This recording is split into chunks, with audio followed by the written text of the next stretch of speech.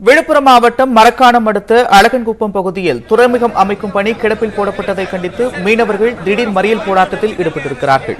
விழுப்புரம் மாவட்டம் மரக்காணம் அடுத்த அழகன்குப்பம் பகுதியில் துறைமுகம் அமைக்கும் பணி கிடப்பில் போடப்பட்டதை கண்டித்து மீனவர்கள் திடீர் மறியல் போராட்டத்தில் ஈடுபட்டிருக்கிறார்கள். மறியலில் ஈடுபட்டவர்களோடு போலீசார் பேச்சுவார்த்தை நடத்தி வருகிறார்கள்.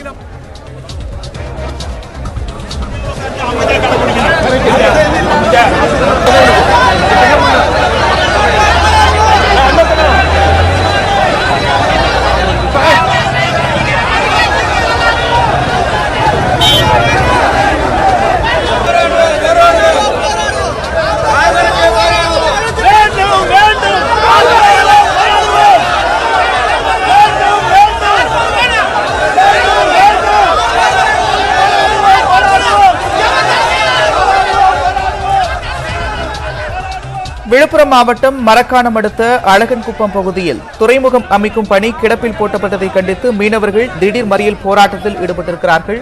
இது தொடர்பான கூடுதல் விவரங்களோடு செய்தியாளர் இளவமுதன் இணைப்பில் இருக்கிறார். இளவமுதன், திடீர் மறியலுக்கு காரணம் என்ன? விவரங்கள். மரக்காணம் மாவட்டத்துக்கு உட்பட்ட விழுப்புரம் மாவட்டத்துக்கு உட்பட்ட மரக்காணத்தில் மீன்பிடி துறைமுகம் அமைப்பதற்கு தமிழக அரசு அனுமதி அளித்தது. அதற்கான வேலைகளும் நடைபெற்றது.